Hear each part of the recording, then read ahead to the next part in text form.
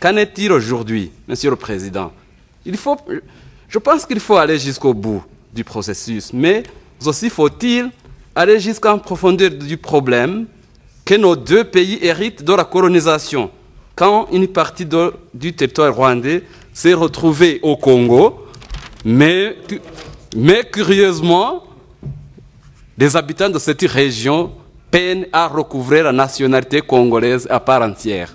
Quand une partie du territoire rwandais s'est retrouvée au Congo,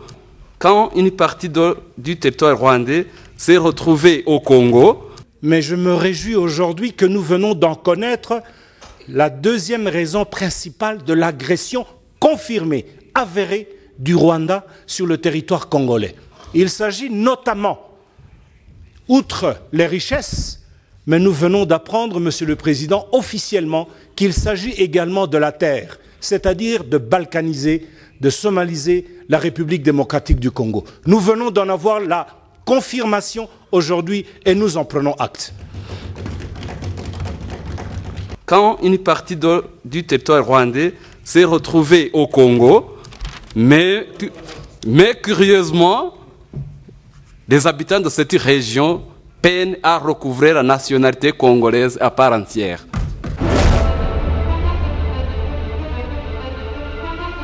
Vous, Jean de Hague, Niyawase from Rwanda. Merci, Monsieur le Président, de m'avoir accordé la parole. Monsieur le Président, les 11 pays d'Afrique, dont la République démocratique du Congo, l'Ouganda, le Rwanda, le Burundi, la Tanzanie, l'Afrique du Sud, l'Angola et le Congo-Brazzaville, la République centrafricaine, le Sud-Soudan et le Mozambique ont signé le 24 février 2013 à Addis Abeba un accord cadre pour restaurer la paix dans l'Est de RDC, compte tenu de ce qui précédait, et il a demandé au gouvernement de RCD de ce qui suit: d'accélérer la politique de décentralisation, de développer l'économie, l'infrastructure et les services sociaux de base, de réformer les institutions de finances et d'élaborer un agenda de réconciliation et de démocratisation. Monsieur le Président, à ce que mon frère du Rwanda a dit, que le Rwanda n'a pas la cause de l'insécurité au Congo, et pourtant le Rwanda doit accélérer ses droits de souveraineté et de sécurité, puisque un groupe génocidaire, FDLR, qui a tué 1 million de Rwandais lors du génocide de Tutsi en 1994, ils ont toujours tendance de retourner pour achever ce qu'ils n'ont pas pu terminer lors du génocide de Tutsi en 1994. Monsieur le Président, notre voisin le Congo n'a pas l'autorité sur toutes les parties de son territoire. C'est la raison pour laquelle il y a plus de 20 rébellions. Monsieur le Président, je recommanderais que, comme mon frère du Rwanda a dit, que le pape envoie une mission d'information au Congo en guise de connaître la réalité de la cause de l'insécurité au Congo. Parmi les recommandations qu'on a déjà prises comme décision lors de la session prochaine, Monsieur le Président, on a encore précédente, merci. On a encore dit on a recommandé que le pape peut envoyer une mission d'information au Congo. À ce qui concerne, Monsieur le Président, que le Rwanda peut négocier avec le FDLR, comment, où et quand? Avec le génocide, Monsieur le Président, ça pour moi c'est impossible. Merci, Monsieur le Président. Monsieur le Président, depuis 2 décennies, donc, le Congo souffre de cette ingérence de son voisin rwandais, avec lequel nous ne demandons qu'à vivre en paix. C'est vrai, le Rwanda a connu un génocide en 1994. Ce n'est pas le Zaïre de l'époque qui a invité les Rwandais à traverser et à venir au Congo. C'est la situation de frontière. Nous ne pouvions pas placer un soldat, un policier à chaque mètre pour qu'on empêche les Rwandais qui venaient de s'entretuer de traverser. Et ceux qui ont traversé sont dans nos brousses. Le Rwanda nous reproche de n'avoir pas... Monsieur le Président, le Rwanda nous reproche de n'avoir pas neutralisé les FDLR. C'est vrai, les FDLR sont dans nos brousses. Mais ils font beaucoup de mal aux Congolais. Ils violent des Congolaises. Ils pillent le Congo. nous n'avons pas les moyens militaires de les chasser.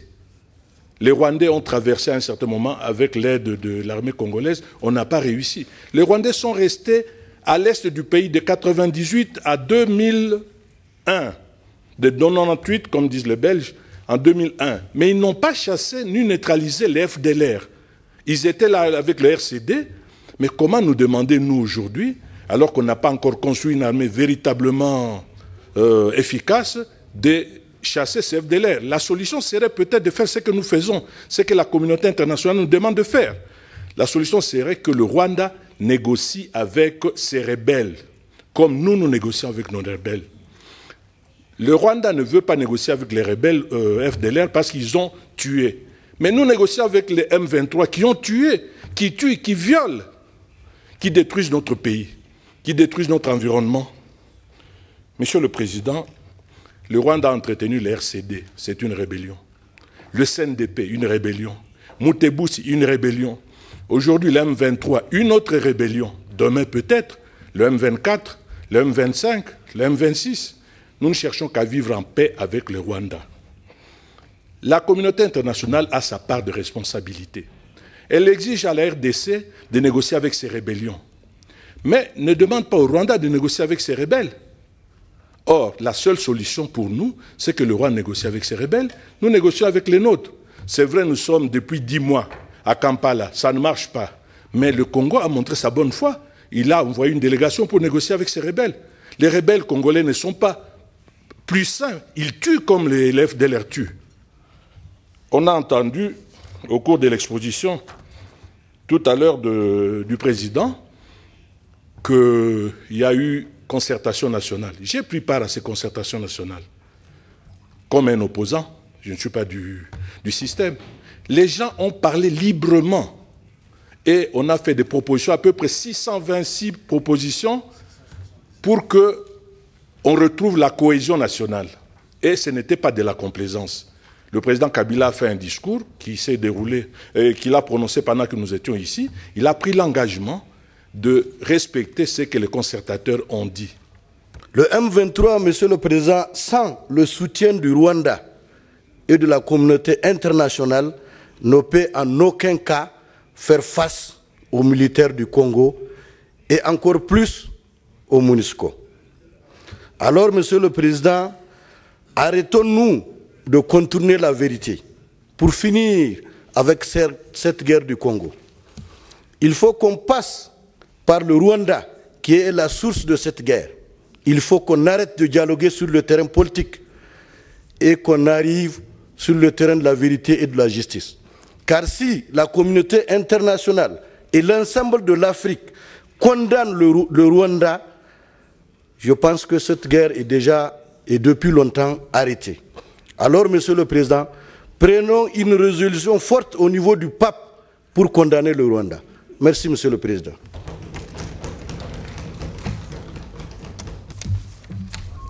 Let me give the floor to the Honorable Gallican Nyongana from Rwanda. Merci, Monsieur le Président, pour la parole. Monsieur le Président, permettez-moi d'abord d'exprimer ma compassion et ma sympathie à l'endroit des populations éprouvées vivant dans des régions où sévissent des conflits meurtriers. Compassion, oui, mais aussi lassitude. Monsieur le Président, c'est la énième fois que la Commission permanente de la coopération nous sert la même recette, j'allais dire de très mauvais goût.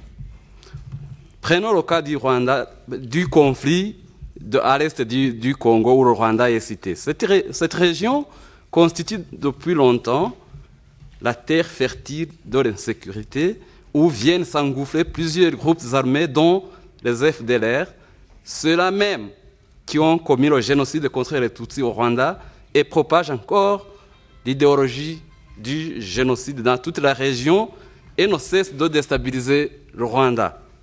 Qu'en est-il aujourd'hui, Monsieur le Président? Je pense qu'il faut aller jusqu'au bout du processus, mais aussi faut-il aller jusqu'en profondeur du problème que nos deux pays héritent de la colonisation. Quand une partie du territoire rwandais s'est retrouvée au Congo,